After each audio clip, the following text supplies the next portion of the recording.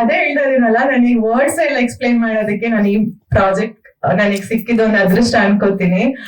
So actually ನಾನು ಅಂದ್ರೆ ಈ ಇಂಡಸ್ಟ್ರಿಗೆ ಬರ್ಬೇಕಾದ್ರೆ ಯಾವಾಗ್ಲೂ ನಾವು ಮೂವಿ ನೋಡ್ತಿರ್ಬೇಕಾದ್ರೆ ಒಂದು ಹೀರೋಯಿನ್ಗೆ ಎಷ್ಟು ಸ್ಕ್ರೀನ್ ಪ್ರೆಸೆನ್ಸ್ ಇರ್ತಾ ಇತ್ತು ಅದನ್ನೆಲ್ಲ ನೋಡ್ಬಿಟ್ಟು ರಮ್ಯಾ ರಕ್ಷಿತ್ ಅವರದ್ದೆಲ್ಲ ಕಾಲದ್ ಅವ್ರನ್ನೆಲ್ಲ ನೋಡಿದ್ರೆ ಹೌ ಸ್ವೀಟ್ ಅನ್ನಿಸ್ತಾ ಇತ್ತು. ಅದು ಹೋಗ್ತಾ ಹೋಗ್ತಾ ಹೆಂಗಾಗಿದೆ ಅಂದ್ರೆ ಬರೀ ಹೀರೋಯಿನ್ಸ್ ಅಂದ್ರೆ ಬರೀ ಒಂದೆರಡು ಸೀನು ಒಂದ್ ಸಾಂಗ್ ಅಷ್ಟೇ ಇರ್ತಾ ಇತ್ತು.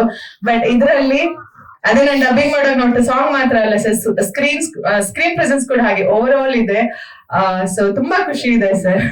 ಹೌದು ಸರ್, ಇದು ಈ ವರ್ಷದ್ದು ಫಸ್ಟ್ ರಿಲೀಸ್ ಇದು.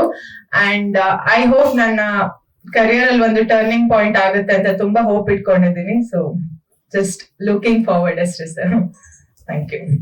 ಈ ಚಿತ್ರದಲ್ಲಿ ನನಗೊಂದು ಅವಕಾಶ ಕೊಟ್ಟಿದ್ದ ನಾಗಿರೆಡ್ಡಿ ಸರ್ ಆಗಿರ್ಬೋದು, ಗಂಗು ಸರ್ ಆಗಿರ್ಬೋದು, ಈ ತಂಡಕ್ಕೆ ನನ್ನ ಪರಿಚಯ ಮಾಡ್ಕೊಟ್ಟಿದ್ದ ಪ್ರಿಯಾ ಹೆಗ್ಡೆ ಅಕ್ಕ ಆಗಿರ್ಬೋದು, ಎಲ್ರಿಗೂ ನಾನು ತುಂಬಾ ಥ್ಯಾಂಕ್ಸ್ ಹೇಳೋದಕ್ಕೆ ಇಷ್ಟಪಡ್ತೀನಿ. ಈ ಚಿತ್ರದಲ್ಲಿ ನನ್ನ ಕ್ಯಾರೆಕ್ಟರ್ ಬಂದು ಒಂದು ಮುದ್ದು ಪೆದ್ದು ಸೋದ್ರು ಮಾವನ್ ಮಗಳ ಕ್ಯಾರೆಕ್ಟರ್ ಮಾಡಿದೀನಿ. ತುಂಬಾ ಚೆನ್ನಾಗಿ ಮೂಡ್ ಬಂದಿದೆ ಕ್ಯಾರೆಕ್ಟರ್. ನನ್ನಿಂದ ಏನೇನ್ ತರಲೆ ಆಗುತ್ತೆ, ಏನೇನ್ ಟ್ವಿಸ್ಟ್ ಗಳಾಗುತ್ತೆ ಅದನ್ನೆಲ್ಲ ಖಂಡಿತ ಥಿಯೇಟರ್ ಬಂದು ಮೂವಿ ನೋಡಿದ್ರೆ ನಿಮ್ಗೆಲ್ಲ ಗೊತ್ತಾಗುತ್ತೆ. ಸೊ ತುಂಬಾ ಒಳ್ಳೆ ಎಕ್ಸ್ಪೀರಿಯನ್ಸ್ ಆಯ್ತು. ಮೂಡಿಗೆರೆಯಲ್ಲಿ 15 ದಿನ ಹೇಗ್ ಹೋಯ್ತು ಅಂತಾನೆ ಗೊತ್ತಿಲ್ಲ.